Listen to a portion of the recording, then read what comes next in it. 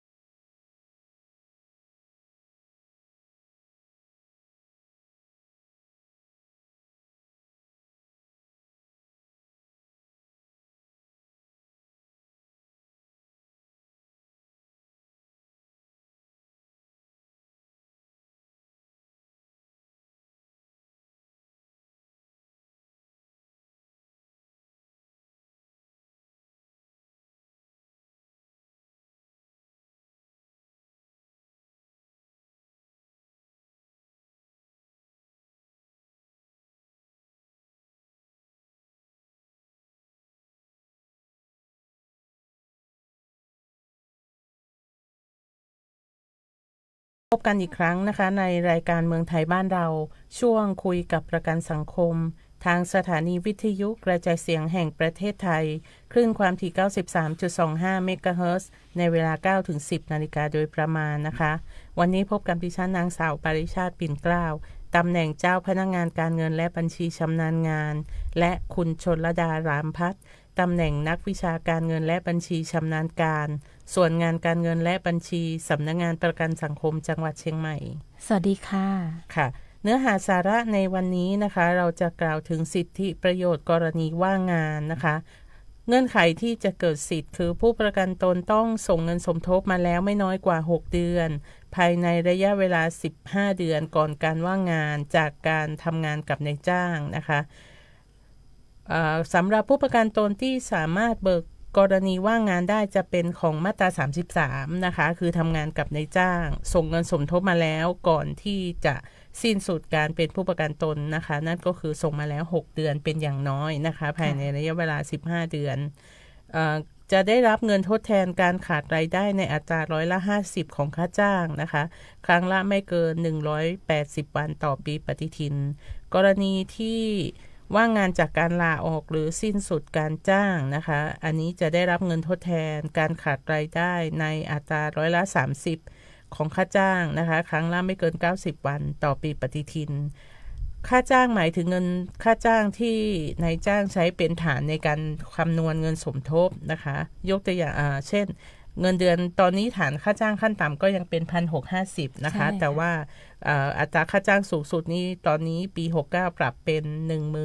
17,500 นะคะสำหรับผู้ประกันตนที่เป็นผู้ประกันตนโดยสมัครใจนะคะที่เป็นบุคคลทั่วไป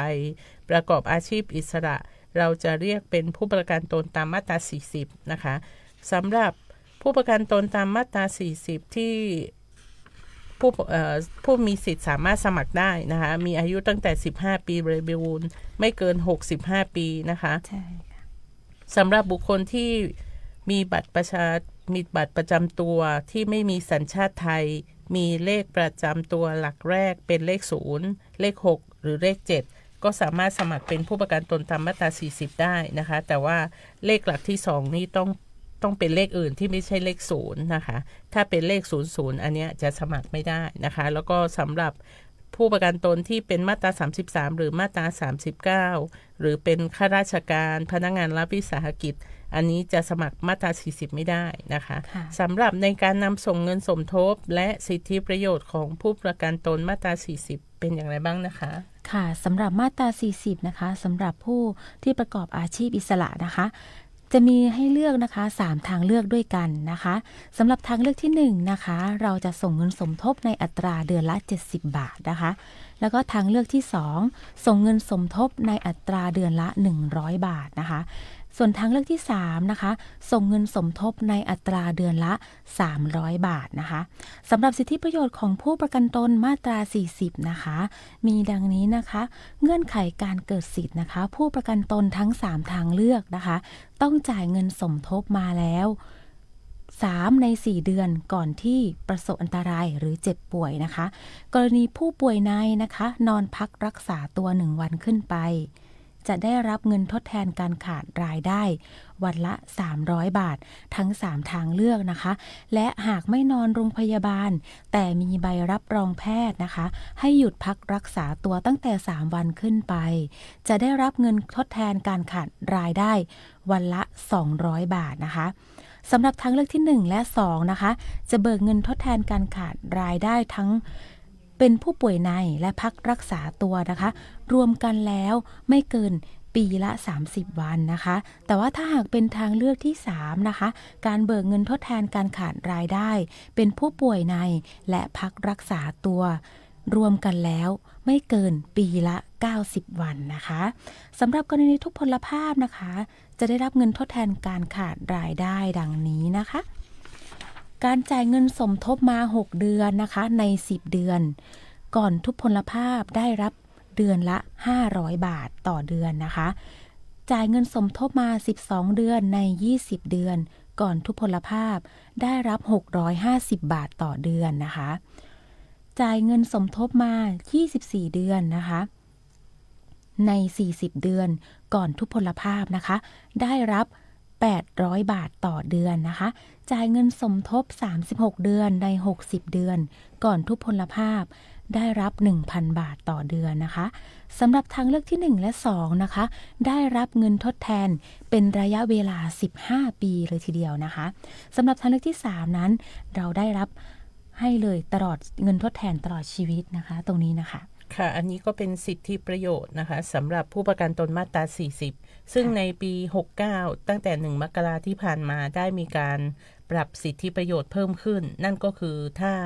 ผู้ประกันตนไปพบแพทย์นะคะ จะได้รับครั้งละ 200 บาทนะคะ ใช่ค่ะ จากเดิมที่เคยได้รับครั้งละ ค่ะ 50 บาท อันนี้เป็นการเพิ่มให้ ค่ะ นะคะ ปีหนึ่งก็เบิกได้ไม่เกิน 3 ครั้ง ค่ะ นะคะสำหรับมาตรา ใช่ 40 ถ้ากรณีผู้ประกันตนมาตรา 40 เสียชีวิตนะคะ ระหว่างรับเงินทดแทนกรณีที่เป็นผู้ทุพพลภาพนะคะสำหรับทางเลือกที่ 1 และทางเลือกที่ 2 จะได้รับค่าทำศพ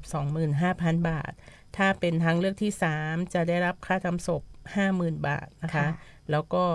กรณีเสียชีวิตนี้เงื่อนไขการเกิดสิทธิ์คือผู้ประกันตนต้องส่งเงินสมทบมาแล้ว 6 เดือนใน 12 เดือนนะคะ ใช่ค่ะ ค่ะดังนั้นมาตรา 40แนะนำให้ชำระทุกเดือนไว้ก่อนนะคะ ใช่ค่ะ สามารถชำระล่วงหน้าได้ 12 เดือนเลย ค่ะ นะคะ แล้วก็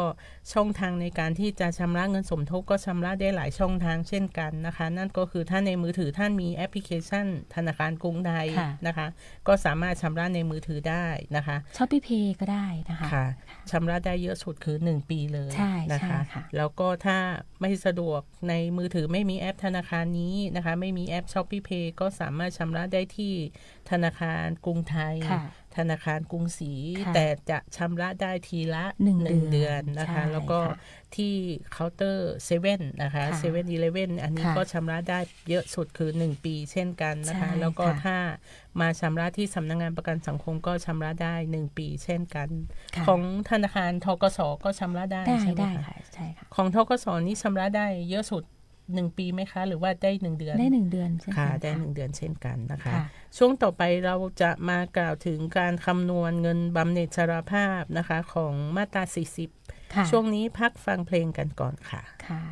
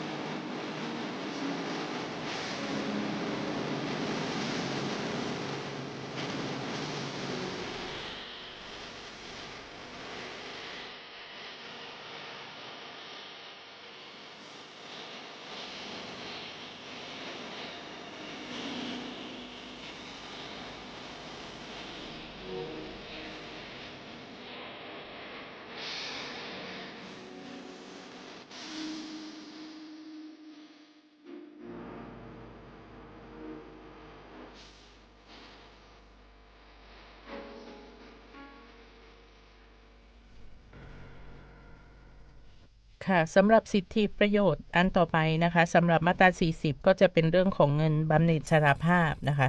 สำหรับทางเลือกที่1ที่ส่งเงินสมทบเดือนละ70 บาทอันนี้จะไม่มีเงินออมนะคะ ค่ะ แต่ถ้าเป็นทางเลือกที่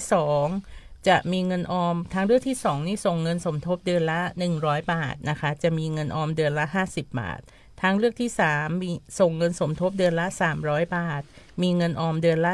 150 บาทนะคะแล้วผู้ประกันตนมาตรา40จะได้รับเป็นเงินก้อนเลยนะคะทุกท่าน ค่ะ ส่งเงินสมทบไปจนกระทั่งถึงอายุครบ60 ปีบริบูรณ์ ค่ะ แล้วก็ลาออกหรือสิ้นสุดการเป็นผู้ประกันตนนะคะซึ่งจริงๆแล้วมาตรา40เราไม่ได้กำหนดนะคะว่าจะพออายุครบ60 เดือน60 ปีเป๊ะๆก็จะลาออกเลยไม่เป็นไรนะคะส่งไปเรื่อยๆก็ได้ถือเป็นการออมเงิน ค่ะ นะคะ ถ้ายังสามารถอยากส่งต่อนะคะ ก็ยังส่งต่อไปได้เรื่อยๆเลยนะคะ ค่ะ ค่ะสำหรับทางเลือกที่3นะคะที่ยังได้รับสิทธิประโยชน์นะคะ กรณีสงเคราะห์บุตรด้วยนะคะ หากส่งเงินสมทบมาแล้ว24ใน36 เดือนนะคะ จะได้รับเงินสงเคราะห์บุตรรายเดือนสำหรับบุตรคนแรกนะคะแรกเกิดจนถึง6 ขวบนะคะ แล้วก็ใช้สิทธิ์ได้คราวละไม่เกิน2 คนนะคะ และต้องส่งเงินสมทบทุกเดือนด้วยนะคะ ค่ะสำหรับที่กล่าวไปตอนต้นนะคะที่บอกว่าผู้ประกันตนมาตรา40สามารถส่งเงินสมทบล่วงหน้าได้นะคะ ค่ะ ถ้าสะดวกก็จะส่งทีละเดือนก็ได้นะคะหรือว่าอาจจะส่งทีละ3 เดือน5 เดือนนะคะแล้วแต่ผู้ประกันตนมีความสะดวกนะคะ ค่ะ การนำส่งเงินสมทบของมาตรา40จะส่งย้อนหลังไม่ได้นะคะเวลาที่ในการชำระเงินสมทบก็คือตั้งแต่วันที่1ของเดือนนั้นๆจนกระทั่งถึงวันสิ้นเดือนเลยนะคะ ค่ะ ยกตัวอย่างเช่นตอนนี้ของในปีปฏิทินในเดือนปฏิทินของเราตอนนี้เป็นเดือนมีนาคมนะคะถ้าผู้ประกันตนมาตรา40ยังไม่ได้ชำระเงินสมทบท่านก็สามารถชำระได้จนถึงวันที่31 มีนาคมนะคะ ค่ะ แต่ถ้าเลยไปเป็นเดือนเมษาเดือนมีนาถ้าเรายังไม่ได้ส่งเงินสมทบมันก็จะข้ามไปนะคะสำหรับมาตรา40มันจะไม่มีการขาดสิทธิ์นะคะเพียงแต่ว่าไม่ได้สิ้นสุดการเป็นผู้ประกันตนแต่ถ้าสมมุติท่านจะเบิกกรณีเจ็บป่วยนะคะไปเป็นคนไข้ในสำหรับเวลาเบิกเงินทดแทนขาดรายได้นะคะท่านจะต้องมีการนำส่งเงินสมทบ3 เดือนใน4 เดือนนะคะก่อนที่จะเบิกสิทธิ์นะคะแล้วก็อย่างที่กล่าวไปเมื่อสักครู่นี้คือท่านสามารถส่งเงินล่วงหน้าได้เยอะสุดคือ12 เดือนนะคะแล้วก็ชำระได้ที่เคาน์เตอร์7-Eleven นะคะธนาคารธกส.แอปพลิเคชันกรุงไทยเน็กนะคะแล้วก็ถ้าไปชำระที่ธนาคารกรุงไทยธนาคารกรุงศรีจะชำระได้ทีละ1 เดือนนะคะ ค่ะ หรือหักผ่านบัญชีธนาคารนะคะธนาคารที่จะใช้หักของมาตรา40มีธนาคารไหนบ้างนะคะ ค่ะก็จะมีธนาคารกรุงไทยนะคะธนาคารกรุงศรีอยุธยานะคะธนาคารกสิกรไทย ธนาคารไทยพาณิชย์นะคะธนาคารออมสินนะคะธนาคารธกสนะคะธนาคารกรุงเทพและธนาคารทหารไทยธนชาติค่ะ ค่ะสำหรับสิทธิประโยชน์ของมาตรา40ก็คืออย่างที่บอกไปแล้วนะคะเบิกกรณีเงินทดแทนการขาดรายได้นะคะกรณีเป็นคนไข้ในนะคะซึ่งการยื่นสิทธิประโยชน์ก็สามารถยื่นได้ที่สำนักงานประกันสังคมนะคะแล้วก็สามารถยื่นผ่านระบบ e-self service ก็ได้นะคะ ค่ะ โดยที่ช่องทางในการรับเงินสิทธิประโยชน์นะคะมีหลายช่องทางด้วยกันนะคะโดยที่โอนเข้าบัญชีธนาคารนะคะ ค่ะ ของผู้ประกันตนนะคะ ค่ะ แล้วก็ในส่วนของบัญชีธนาคารที่นำมายื่นนะคะก็จะประกอบไปด้วยธนาคารกรุงไทยธนาคารกรุงศรีอยุธยานะคะแล้วก็ในส่วนของบัญชีจะเป็นบัญชีออมทรัพย์นะคะ ค่ะ ถ้าผูกพร้อมเพย์กับเลขบัตรประชาชนนะคะก็สามารถได้รับสิทธิประโยชน์รวดเร็วยิ่งขึ้นนะคะ ใช่ค่ะ ช่วงนี้เนื่องจากว่ามันมีการเปลี่ยนถ่ายข้อมูลจากเว็บเดิมไปเป็นระบบใหม่นะคะคือระบบ SSO Core นะคะทำให้การรับสิทธิประโยชน์นะคะการเบิกต่างๆนะคะ ค่ะ แล้วก็เวลาที่ชำระเงินผ่านแอปพลิเคชันต่างๆมันก็จะยังไม่สมบูรณ์เต็มร้อยนะคะ ใช่ ช่วงนี้ ใช่ ให้เวลากับการปรับปรุงระบบนิดนึงนะคะ ค่ะ แล้วก็ยังสามารถรับผ่านไปรษณีย์ได้ด้วยนะคะ ถ้าเกิด ค่ะ ว่าบางท่านไม่มีธนาคารนะคะ ค่ะ ตรงนี้นะคะ เรียกว่ารับชำระรับเงินสมทบผ่านระบบไปรษณีย์ธนานัตนะ อ่า คะ ใช่ค่ะ ค่ะ โดยที่เวลาที่ยื่นเบิกสิทธิประโยชน์ผู้ประกันตนก็สามารถกรอกรายละเอียดคือชื่อนามสกุลที่อยู่นะคะที่จะได้จัดส่งรหัสของธนานัตนะคะซึ่งเป็นตัวเลขทั้งหมด20หลักมันอาจจะเยอะหน่อยนะคะแต่ว่าเป็นธนานัตออนไลน์ผู้ประกันตนสามารถนำเลขรหัส20หลักเหล่านี้นะคะไปยื่นเบิกได้ที่ทำการไปรษณีย์นะคะที่ใกล้ๆบ้านท่านนะคะโดยนำเลข20หลักพร้อมบัตรประจำตัวนะคะไปยื่นติดต่อที่ไปรษณีย์แล้วก็บอกว่ามาเบิกสิทธิประโยชน์ของผู้ประกันตนชื่อนี้นะคะแล้วก็สามารถรับเป็นเงินสดจากไปรษณีย์ได้เลยนะคะซึ่งธนานัตบางท่านอาจจะยังไม่รู้จักนะคะแต่ไม่เป็นไรไปติดต่อที่ไปรษณีย์เดี๋ยวเจ้าหน้าที่ไปรษณีย์อธิบายให้ได้นะคะค่ะต่อสำหรับนี่ก็จะเป็นการชำระ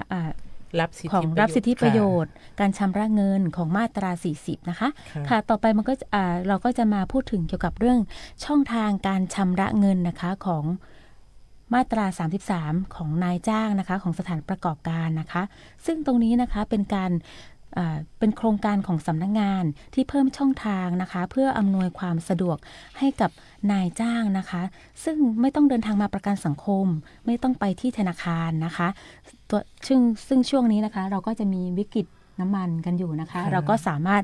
ส่งเงินสมทบผ่านระบบออนไลน์กันได้เลยนะคะสำหรับการส่งเงินสมทบผ่านระบบออนไลน์นะคะก็จะมีข้อดีอยู่นะคะก็คือช่วยให้เราลดต้นทุนด้านเอกสารนะคะลดการใช้เช็คลดการใช้เงินสดนะคะลดการเดินทางนะคะแล้วก็ได้รับความสะดวกรวดเร็วนะคะทั้งยังได้ปริ้นใบเสร็จเองได้เลยนะคะแล้วก็การส่งข้อมูลผู้ประกันตนเข้าสู่ระบบนี้ก็คือจะเร็วมากนะคะเพราะว่าเราอัพข้อมูลนะคะเข้าสู่ระบบได้เลยโดยที่เจ้า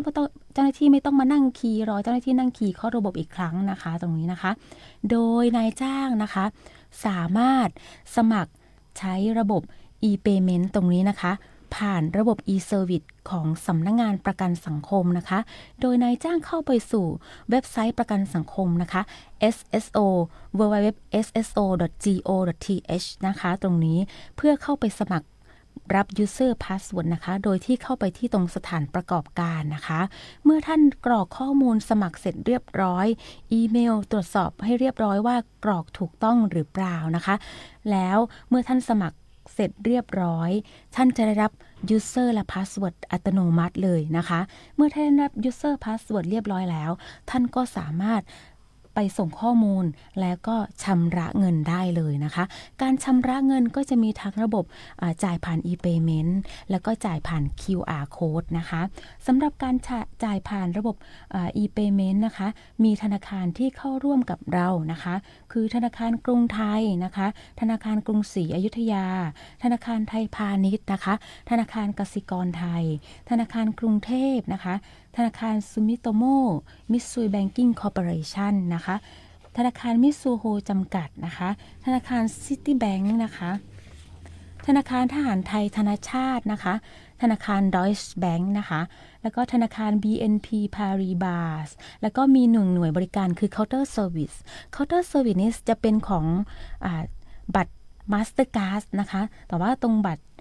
วีซ่าของเรายังไม่ได้เข้าร่วมนะคะบัตรมาสเตอร์การ์ดจะได้ทั้งเดบิตและเครดิตเลยนะคะตรงนี้นะคะอันนี้ก็เป็นช่องทางนะคะที่เพิ่มความสะดวกสำหรับนายจ้างนะคะที่นำส่งเงินสมทบผ่านระบบอิเล็กทรอนิกส์นะคะโดยที่ท่านนายจ้างก็สมัครเข้าเป็นสมาชิกก่อนนะคะซึ่งช่องทางในการชำระเงินผ่านระบบอิเล็กทรอนิกส์นี้เพิ่มความสะดวกทั้งในเรื่องของการนำส่งเงินสมทบการแจ้งเข้าแจ้งออกลูกจ้างนะคะแล้วก็ในส่วนของการนำส่งเงินสมทบของกองทุนเงินทดแทนสิทธิประโยชน์ต่างๆก็สามารถยื่นผ่านในระบบอิเล็กทรอนิกส์นี้ได้นะคะแล้วก็ผู้ประกันตนสามารถเข้าไปตรวจสอบสิทธิประโยชน์ในการนำส่งเงินสมทบว่าเราส่งเงินสมทบครบถ้วนไหมนะคะก็สามารถชำระได้ด้วยแล้วก็ในส่วนของมาตรา40นะคะก็สามารถชำระเงินสมทบผ่านระบบนี้ได้นะคะซึ่งถ้ามีการปรับปรุงระบบให้มันครบถ้วนนะคะเต็มร้อยมันก็น่าจะสามารถเพิ่มสิทธิประโยชน์ต่างๆนะคะเพิ่มข้อมูลข่าวสารต่างๆในเว็บไซต์หลักของสำนักงานประกันสังคมได้เพิ่มเติมอีกยิ่งขึ้นนะคะช่วงนี้พักฟังเพลงกันอีกสักเพลงค่ะ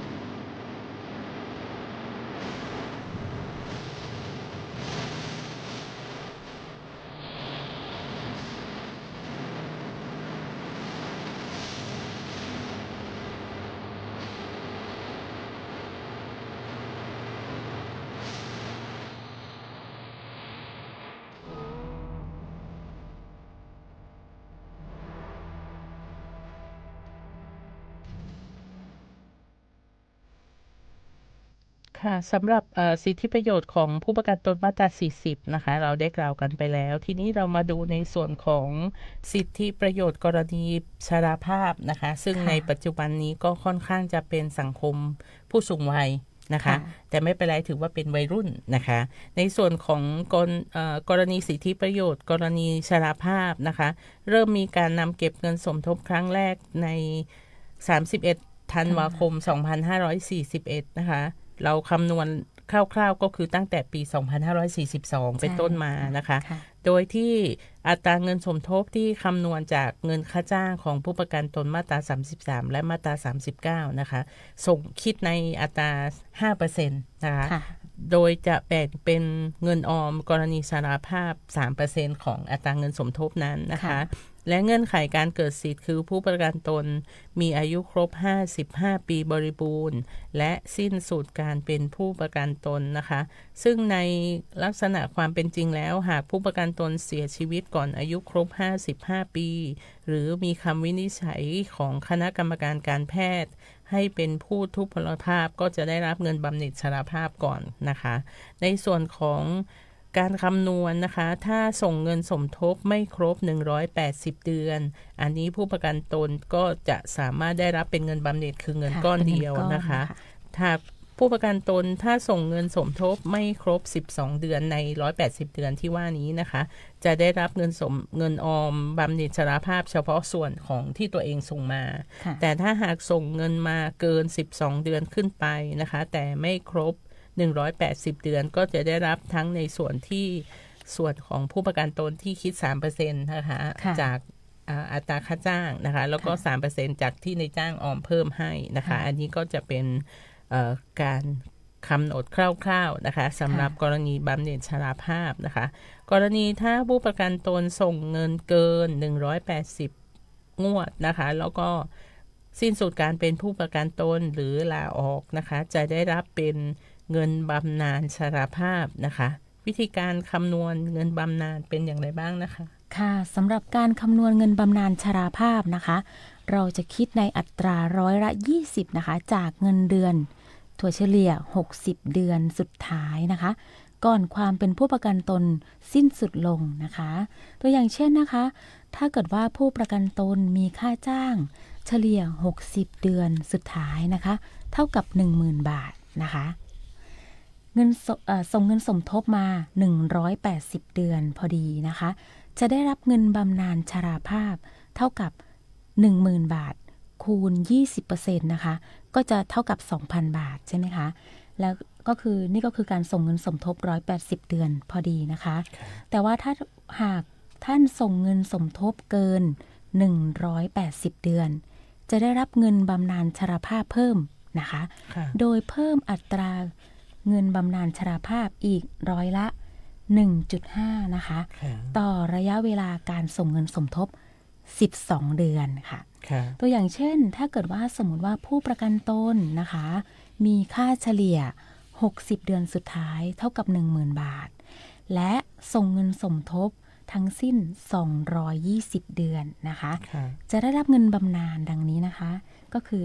10,000 บาทคูณ 20% เท่ากับ 2,000 ส่วนที่เกิน 180 เดือนมานะคะ ก็คือ 220 ลบ 180 เราก็จะเหลืออีก 40 เดือนใช่ไหมคะ ทุก 12 เดือนได้รับเพิ่มอีก 1.5% นะคะ ส่วนที่เกิน 40 เดือน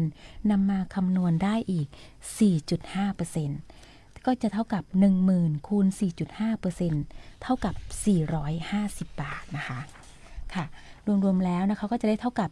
2,000 บวกกับอีก 450 บาท เท่ากับ 2,450 บาทนะคะ ค่ะ อันนี้ ค่ะ ก็เป็นวิธีขอโทษค่ะ ค่ะ สวัสดีเจ้า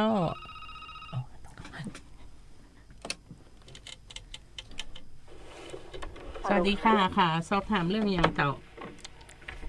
สวัสดีค่ะ ค่ะ อ๋อ อันนี้เปิดมาได้ออนแอร์ไหมกับเจ้า ออนแอร์ ออก ค่ะ อากาศเลยค่ะ เจ้า สอบถามเกี่ยวกับกรณีไหนก็ค่ะ อ๋อ อันเดียวใกล้อู้หลังไม้ได้ก่อค่ะ อ๋อ อันถามได้เลยก็ได้เจ้า อ๋อ พอดีว่าสถานีวิทยุนี่เปิ้น ปิ้นเป็นสถานีวิทยุกระจายเสียงธรรมะก็ค่ะอ๋อบัจใจค่ะเป็นสถานีวิทยุแห่งประเทศไทย เดี๋ยวพี่จะคุยเองพี่ก็จะคุยค่ะ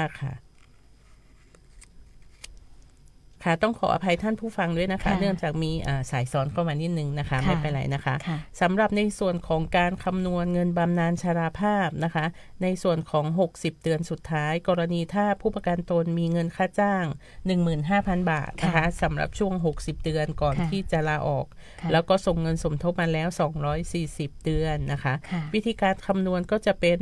15,000 บาทคูณ 20% อันนี้ก็จะได้รับเงินตั้งต้นคือ 3,000 บาทนะคะแล้วก็ส่วนที่เกินจาก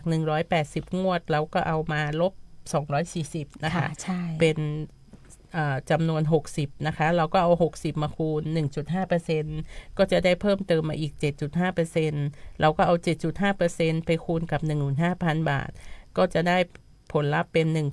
1,125 บาทบวกกับ 3,000 บาทสำหรับผู้ประกันตนรายนี้นะคะก็จะเป็นได้รับเงินบำนาญในอัตรา 4,125 บาทนะคะ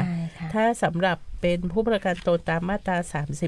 39นะคะจะมีวิธีการคำนวณเงินบำนาญอย่างไรบ้างนะคะค่ะสำหรับมาตรา 39นะคะณตอนนี้นะคะยังใช้ฐานเงินเดือนการคำนวณอยู่ที่ 4,800 บาทนะคะก็คือนำ 4,800 บาทมาคูณกับ20%นะคะก็จะได้960 บาทนะคะและหากมีจำนวนเดือนที่เกินจาก180เดือนนะคะก็นำมาคำนวณในลักษณะเดียวกันกับของเงินมาตรา33เลยค่ะตัวอย่างเช่นนะคะหากท่านส่งเงินสมทบมาแล้ว240งวดนะคะมีส่วนเกินจาก180ก็เท่ากับ60นะคะคำนวณได้เพิ่มอีก7.5% เท่ากับ360บาทนะคะรวมเป็นเงินบำนาญ960บวก360ก็จะเท่ากับ 1,320 บาทนะคะ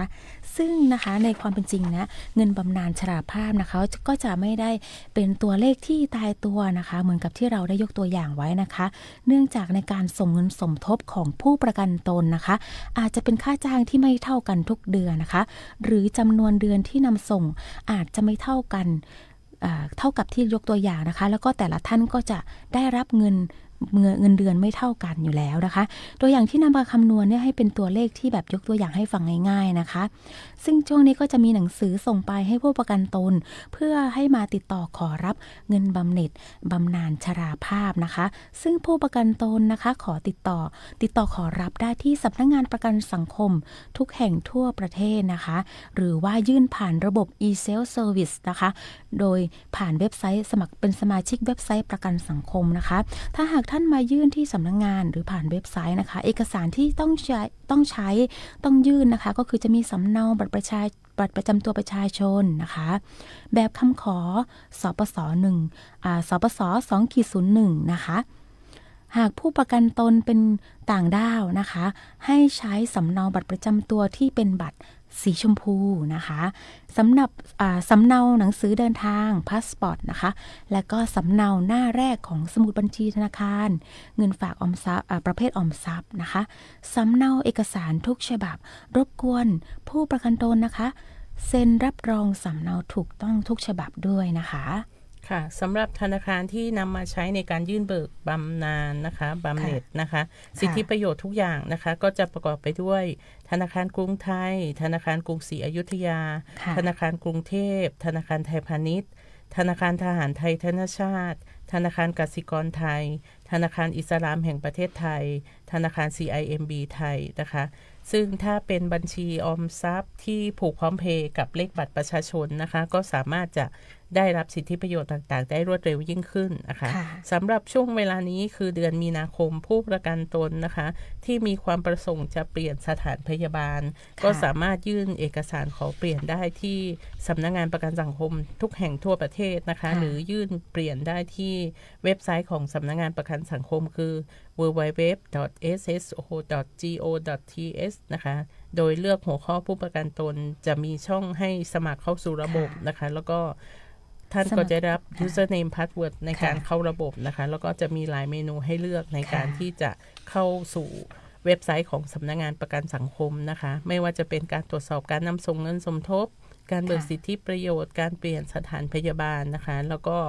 ข่าวสารต่างๆก็สามารถสอบถามได้ในเว็บได้เลยนะคะแล้วก็หากผู้ประกันตนท่านใดนะคะที่มีข้อสงสัยหรืออยากสอบถามสิทธิประโยชน์ต่างๆนะคะเวลายื่นสิทธิประโยชน์แล้วได้รับเมื่อไหร่ยังไงนะคะโทรศัพท์สอบถามได้ที่หมายเลข053-112-630นะคะในวันและเวลาราชการคือวันจันทร์ถึงวันศุกร์นะคะเวลา 8:30 นถึง 4:30 นนะคะ ค่ะ สำหรับสำนักงานประกันสังคมจังหวัดเชียงใหม่ก็มีเว็บไซต์นะคะคือ www ไม่ใช่ค่ะ Facebook ของ Facebook สำนักงาน ค่ะ ประกันสังคมจังหวัดเชียงใหม่นะคะ ค่ะ แล้วก็หมายเลขโทรศัพท์ที่กล่าวไปแล้วนั่นก็คือ 053-112-630 นะคะ ค่ะ สำหรับช่วงเวลานี้ก็อากาศก็ค่อนข้างจะร้อนนะคะ แล้วก็